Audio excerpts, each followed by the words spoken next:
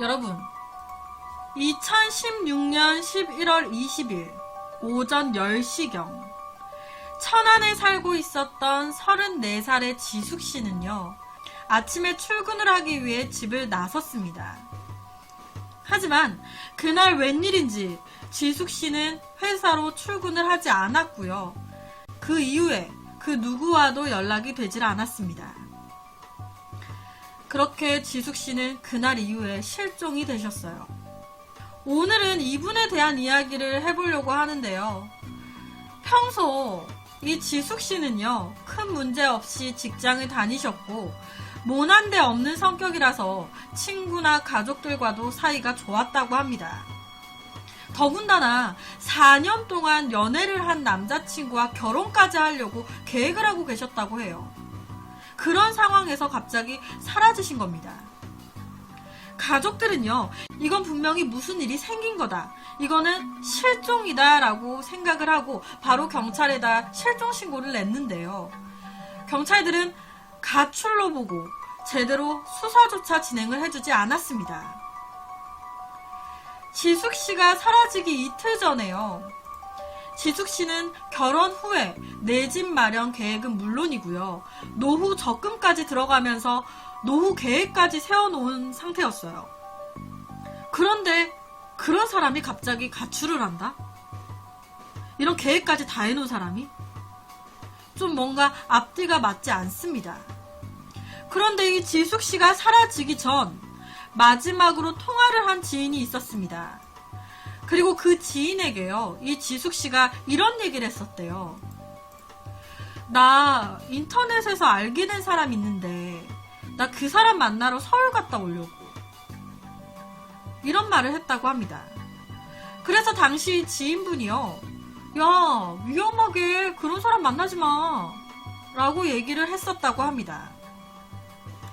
행방을 몰라서 애태우고 있었던 이 가족들은요, 이 지숙씨가 가지고 다녔던 신용카드 사용 내역을 확인을 하게 됐습니다. 그리고 그곳에서 이 지숙씨가 사라지던 날인 11월 20일 서울 남부터미널에서 카드를 사용한 흔적이 발견이 됐어요.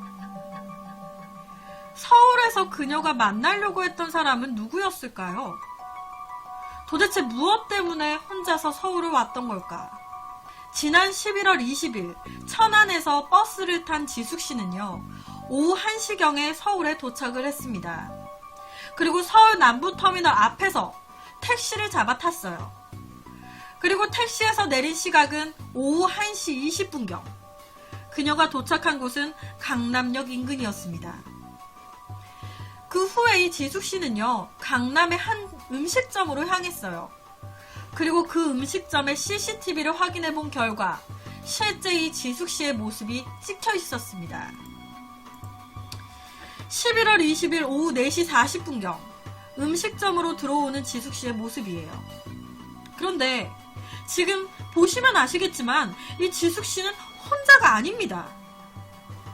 젊은 남녀와 함께 식사를 했어요. 그렇게 약 40분간 이 식당에 머문 지숙씨와 그리고 그 일행들은요, 오후 5시 14분경 이 음식점을 나갔습니다. 이 CCTV 속에 이 남녀는 누구인 걸까요? 이 지숙씨의 지인들은요, 이 CCTV 속에 찍힌 지숙씨의 행동을 보고 친하지 않은 사람들과 당시 만난 것 같다, 지숙이는 원래 이렇게 행동을 하는 친구가 아니다 라고 얘기를 했습니다. 뭔가 서로 어색해하는 게 보인다. 음식점에 나온 지숙씨는요, 또다시 택시를 탔습니다. 그리고 오후 5시 38분경 터미널로 돌아와서 미리 예매를 해뒀었던 천안행 고속버스표를 발권을 했어요. 버스 출발까지는 약 1시간 정도가 남은 상황. 차 시간을 기다리면서 터미널 안을 서성거렸을 이 지숙씨는요, 한 편의점으로 들어갔습니다. 당연히 이 터미널 안에 있었던 편의점이었어요. 그리고 그곳에서 여러가지 간식거리들 같은 걸 산 것으로 확인이 됐습니다. 아무래도 버스 안에서 먹으려고 산 것들인 것 같았어요. 그리고 뒤이어서 터미널 안에 있는 펜시점에 이 지숙 씨가 들어갔습니다. 그리고 그곳에서 여행용 목베개를 하나 샀어요. 그때의 시간이 오후 6시 18분경. 그런데 무슨 일인지 정작 출발 시간이 가까이 되니까 이 지숙 씨는 발권에 뒀었던 버스를 타지 않고요. 다시 취소를 했습니다.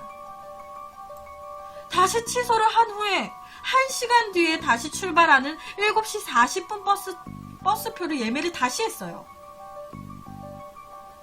버스 시간이 가까워 오니까 기존에 발권해뒀었던 버스표를 취소를 하고 1시간 더 뒤에 있는 7시 40분 버스 차표를 예매를 다시 한 겁니다.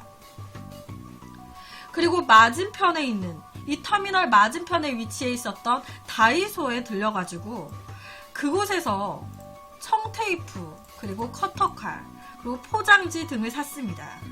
그때의 시간이 이제 오후 저녁 7시 13분경.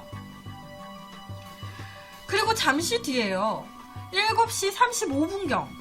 무슨 이유에서인지 청테이프만 빼고 다시 모두 환불을 했습니다. 그러니까 7시 25분에서 35분경. 정말 청테이프만 빼고 모두 다시 환불을 한 거예요. 이 청테이프를 산 거는 무슨 의미인 걸까요? 당시 이 다이소 가게에는요, CCTV가 있었습니다. 그리고 그 CCTV를 확인해 본 결과 지숙 씨는 이때도 혼자가 아니었어요. 게다가 옆에 있는 남자는요, 음식점, 강남 음식점 가게에서도 등장했던 남자였습니다. 이곳에서도 그 남자와 함께인 거예요. 사실 지숙 씨가 사라지기 보름 전에요. 이 지숙 씨는 한 인터넷 게시판에 심상치 않은 글을 남긴 적이 있었다고 합니다. 지금 잠깐 읽어보시면 아시겠지만 우울증, 그리고 지숙 씨가 실종되기 며칠 전에 친구들과 대화를 할 때도 뭔가 의미심장한 말을 했었다고 해요. 옆에 보시는 것처럼 동반 자살 사이트를 보고했다. 이 지숙 씨는요, 분명 천안 집으로 돌아가려고 승차권을 예매를 했습니다. 하지만 청테이프를 구입하는 이 40여 분 사이에 어떤 심경의 변화가 생긴 듯 보입니다. 그리고 그 심경의 변화가 무엇인지 아는 사람은 이 화면 속에 당시 지숙 씨와 같이 있었던 남자일 것 같아요. 경찰들은요, 이 지숙 씨의 휴대전화 위치를 추적을 했습니다. 그리고 서울 신림동에 그 위치가 잡혔어요. 그리고 실종된 20일, 그리고 다음 날인 21일, 이 이틀을 마지막으로요, 그 이후에는 이 휴대전화 사용 흔적이 보이지 않았습니다. 지숙 씨는요, 서울에 많이 오고 했던 사람이 아니었대요. 그렇다 보니까 이 서울의 신림동이라는 곳은 더더욱 이 지숙 씨에게는 낯선 곳일 겁니다. 도대체 지숙 씨는 이런 곳에 왜 왔던 걸까요? 혹시 이곳에 왔을 때도 이 지숙 씨 옆에는 의문의 남성이 함께 있었던 건 아니었을까요? 경찰이 추적한 바에 의하면요, 2016년 11월 21일 지숙 씨의 휴대전화 신호가 잡힌 곳은 총 3곳입니다. 그리고 이곳들을 모두 찾아가서 조사를 해본 결과 2곳은 아무도 없었고요. 한 곳에서는 그곳에 사는 주민을 만날 수가 있었어요. 그런데 그 주민분은요, 이 지숙 씨에 대해서는 전혀 알지 못했습니다. 경찰들은 처음에 이 지숙 씨의 실종 사건을 단순 가출로 봤어요. 그냥 집을 나갔나 보지. 그런데 뭔가 좀 시간이 흐를수록 경찰들도 좀 이상함을 느낀 거예요.